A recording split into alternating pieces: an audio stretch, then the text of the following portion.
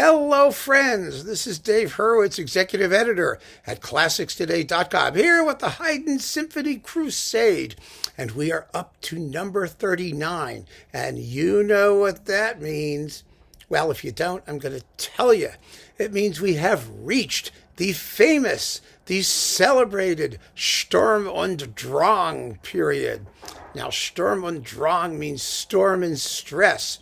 It was actually a literary movement, the most celebrated member of which, or whatever, item of which, was Goethe's novel, The Sorrows of Young Werther, Werther, you know, the guy who makes butterscotch candy when he's not contemplating suicide. And in that novel, Werther is dismal, and he meets Charlotte, who's engaged to somebody else, and he mopes around for the entire novel until he finally shoots himself. That's storm and stress. He's very stressed, and his emotions are very stormy. What does this have to do with Haydn? Well, actually nothing, because the musical Sturm und Drang, which means Haydn, because he was the guy. I mean, other musicians sort of went through the same kind of thing, but Haydn was the guy who did it first, as he did most things first, started in the mid-1760s, and Werther didn't pop up until 1784 or so, when Goethe was in his middle 20s. And so the musical Sturm und Drang period actually preceded the literary one by about a decade. Not that we care about any of those things, but I just thought you might want to know. So what does Sturm und Drang mean in musical terms? And I want to be very clear about this because there's a lot of misapprehension about what it was. The fact is that the Sturm und Drang period in Haydn in music is celebrated for the unusual number of works in minor keys that explore minor, or shall we say negative, or excessively passionate, or dismal emotions and emotional states, some of which were rather new to music in their intensity, in terms of abstract music, instrumental music. What the Sturm und Drang movement in Haydn's personal Sturm und Drangitude did, it elevated the significance of purely instrumental music. And that was a big deal. It meant that a symphony could be the prime item in a concert.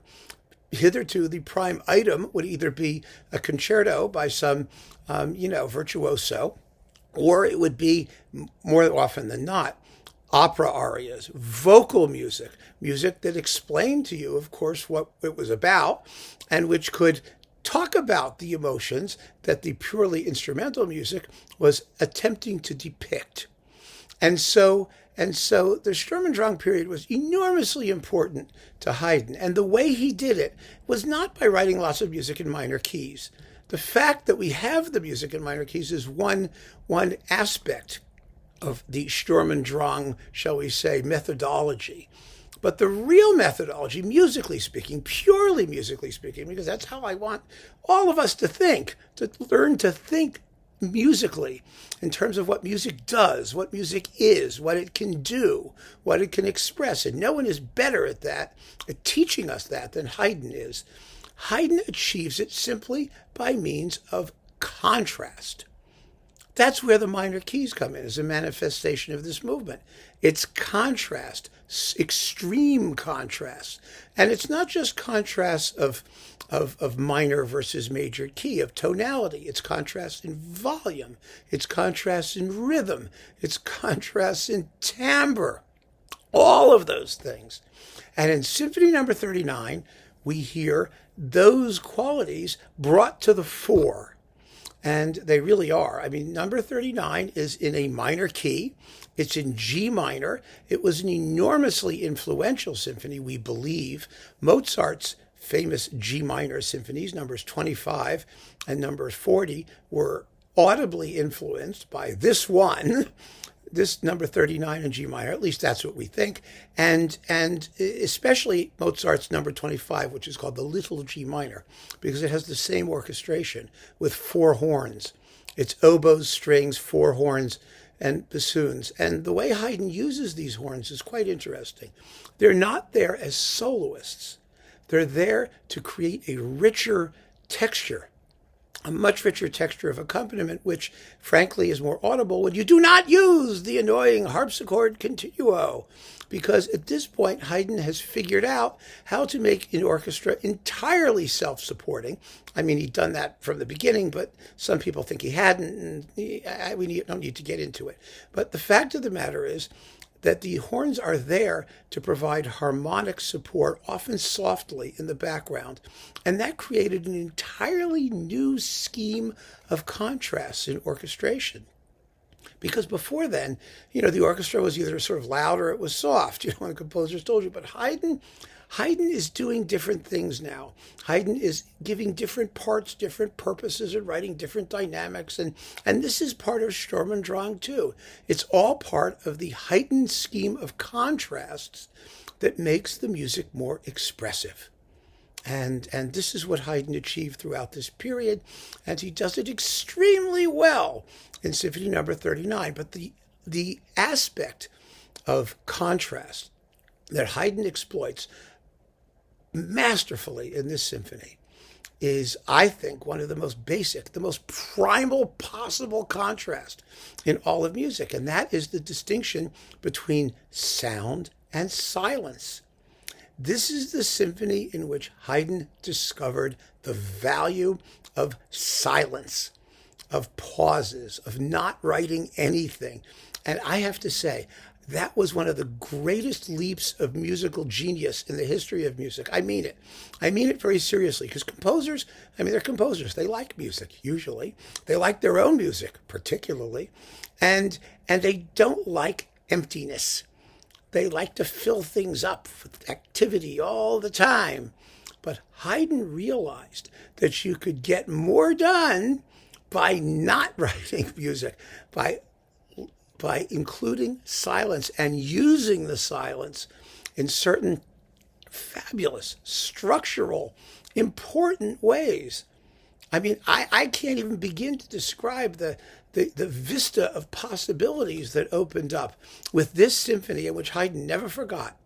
Never. He used it in all of his works after this. He understood that silence, it could be used for comedy, it could be used for tragedy, it could be used for drama and dramatic surprise, and he uses it for all of these things. And this symphony is the one where he really had that breakthrough discovery. And that's what I'd like you to pay attention to, at least in the first two movements. After that, we're on to other things. But the first two movements tell you everything you need to know about what Haydn is going to learn how to do with silence. Now, that may sound kind of silly or maybe a little dull, but wait till you hear it. Trust me when I tell you, because we're going to hear the whole symphony. Well, almost the whole symphony, not the whole minuet, but without repeats. And it is amazing what happens in this. Now, let's talk about the first movement before we do it. The first movement is in classic monothematic sonata form. That means the entire movement is based on the first subject, the first thing you hear. Now, that doesn't mean, as I've always said, that monothematic movements have one theme. It means they have one important theme, and everything grows out of it. The reason Haydn preferred these monothematic structures isn't because they limited him. It was just the opposite. It was because his thinking was so developmental that he liked to begin with an idea and then spin it off in as many different ways as possible. Really use that material. And the opening idea, which is da da da da da da da da da da da da, that's all it is. Very simple. And then it goes the other way. Da da da da da da da da da da da ba ba ba. That's the opening theme with a pause after it. The entire movement, as you can hear, is based on it, and so is the development section. And what makes the silence so fascinating is that the silence is part of the first subject. It's an idea in itself, and you don't know, because Haydn's only working with this one simple idea for the whole movement, basically, and particularly in the development section, where you hear it in a million different ways in a zillion different keys, played up and down the scale, and you don't know that we have reached the return home, the recapitulation, until we hear the silence. Because that's the one element that's missing in the development. And when it comes back, we hear from that silence, we know, oh, we've arrived. And to highlight the role of silence in that way, I mean, I can't even begin to describe how cool I think that is.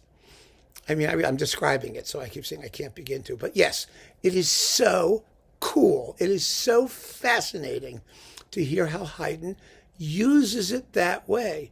In a very real sense, the first subject of this symphony is silence. That is the most important idea. And so I don't need to say anything else. You just listen to that little opening theme and listen to the silence, and you will have everything you need to know to enjoy this movement. And it is so, so fabulous to, listen to what Haydn does with it.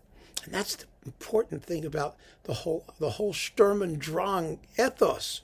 He's doing, it's happening, stuff is happening on a more emotionally intense scale than ever before. And let's face it, nothing is more intense than the contrast between sound and nothingness. I mean, it doesn't get more extreme than that. And so that's all I need to say about it. Let's just listen to it. This is the Naxos recording. It's marvelous, except for that continuo, which drives me nuts, but I don't care. You'll get the point. And here is the entire first movement.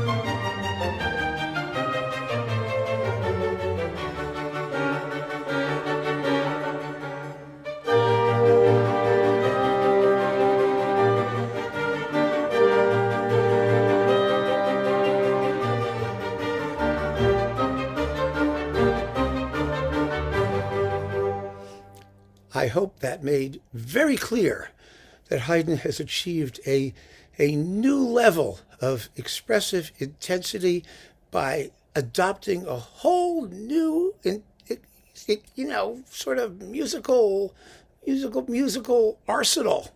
He's got new tools at his disposal. in these Sturm und Drang works, which we're going to be hearing. There's a whole series of them. There's like more than a dozen or so from this point on. And then after that, Sturm und Drang didn't end. It didn't stop. He had simply incorporated it into his wider musical language, and it became part of it forevermore. And that's the story. Now, the second movement could not be more contrasted than the first. It's in a major key. It's for strings only. It is expressively rather cool. It's what they call gallant in the terminology, meaning, it's a very aristocratic, very polished, very precise, but not romantic or hysterical at all. But it partakes of the same interesting scheme of contrasts. In particular, the dynamic range. There's a lot of sudden interruptions of loud volume in the predominantly soft and rather staid opening theme. But more than that, there's a full development section where once again we hear Haydn using silence, and now it's so disturbing. I mean, it is in a way. It becomes hesitant. It becomes quizzical. It becomes humorous. But that use of silence is just as potent in this movement as it was in the first movement. So I want you to listen very carefully, especially to the development section, where Haydn's use of silence pops up again, and in a totally different way. It's just wonderful. So here is the slow movement, the whole thing with no repeats.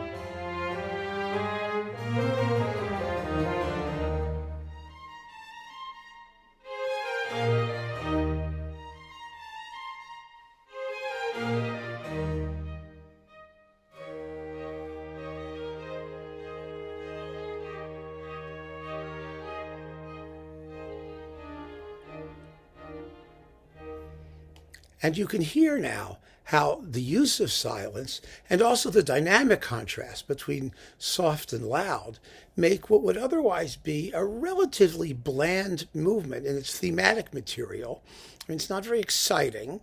It makes it terribly interesting. It really does. It becomes a whole other beast.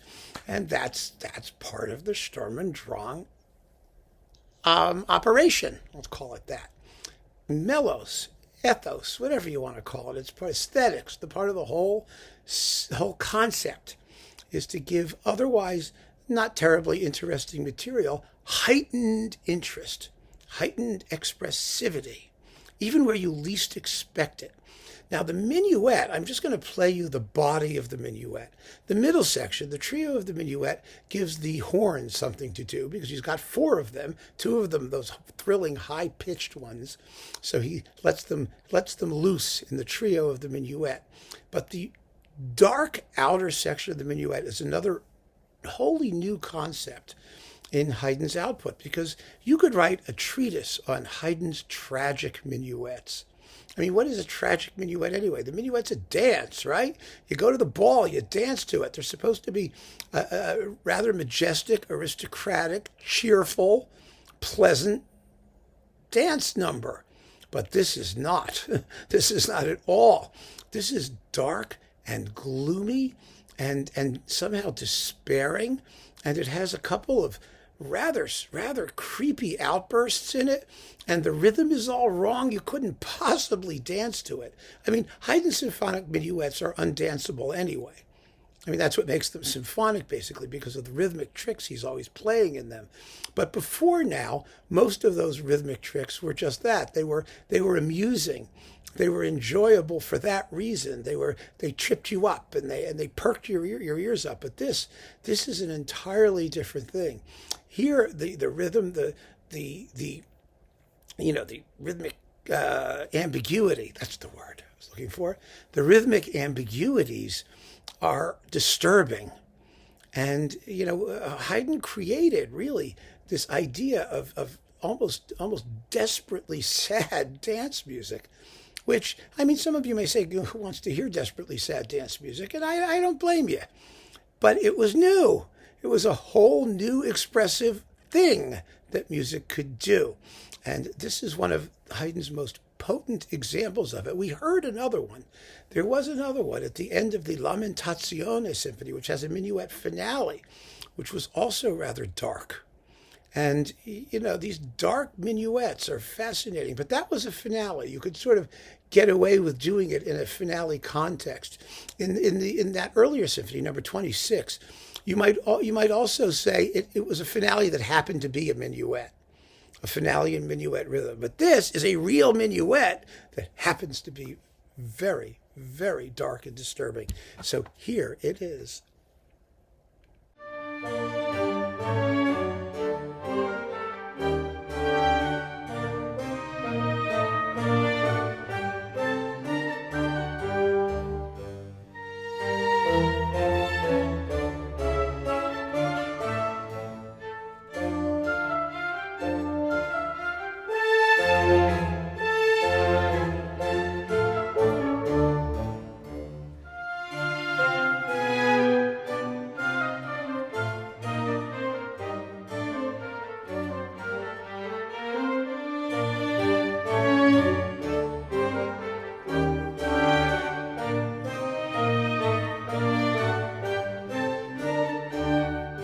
Now, the finale is, in its way, just as remarkable as every other movement in the symphony.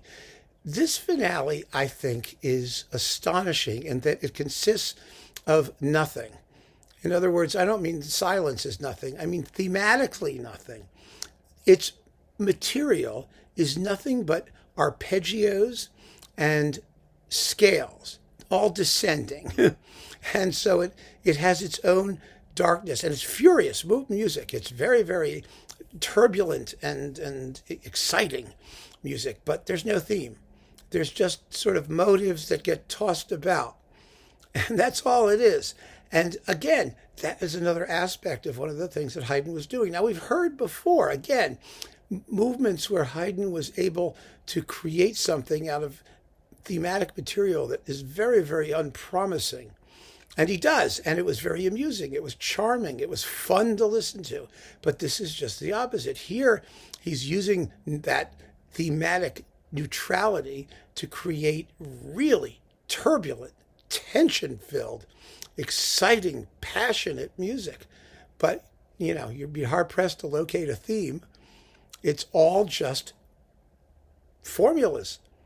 But it's the harmonic context that makes them so exciting, because it starts in the minor key, it briefly modulates to the major key for the second subject, which is just the descending scales, and then there's a turbulent development, and then the whole thing is back in the minor for the rest of the symphony. And it's extraordinarily tension-filled. And I think one of the things that gives it so much tension is the fact that there isn't a tune, that you're sort of waiting for a tune, but you never hear a tune. What you hear is like this giant, mean, nasty accompaniment to something that never quite arrives. And that gives the music a whole new dimension of let's call it aggravation, of ways to keep you on the edge of your seat, to keep you waiting for something, to keep your attention fixated on what's going on. So this is, in its own way, an extremely important musical development too. So let's listen to it, and just keep in mind, it's just it has also very wide leaps in the non-melody, if you want to call it that. Fascinating, the range of music that Haydn is creating and the ways he's doing it, which are really not conventional. I mean, most composers, they write a tune. Haydn didn't operate that way. Haydn operated by conceiving of musical objects. And those objects could be melodies, but they just as easily could be other things. They could be anything, any way that he could use sound or not use sound. He saw music at its most elemental level as this sort of limitless fund of possibilities. And his great genius was in coming up with all kinds of new objects with which to explore those possibilities. So here is the finale of Symphony number 39.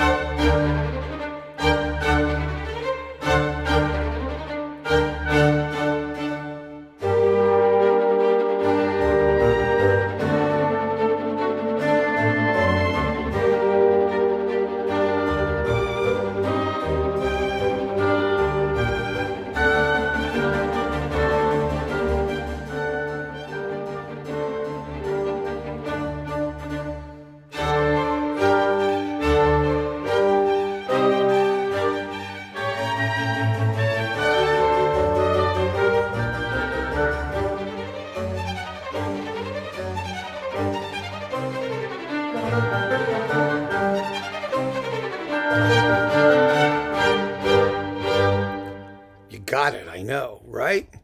A very, very exciting symphony, wonderful piece. It's no wonder that it had, such influence going forward, because it was quite simply a new way to use music and listen to music. And I am sure that Prince Esterhazy knew very, very well that he had something special on his hands, because he did not say to Haydn, no, we don't want that. We want our cute, charming little other symphonies. He encouraged Haydn to do whatever he wanted to do to show off his very expensive private orchestra and to start to illuminate the possibilities of purely instrumental music in ways that no one had ever heard before. So keep on listening, folks. The Haydn Symphony Crusade is really heating up. Take care.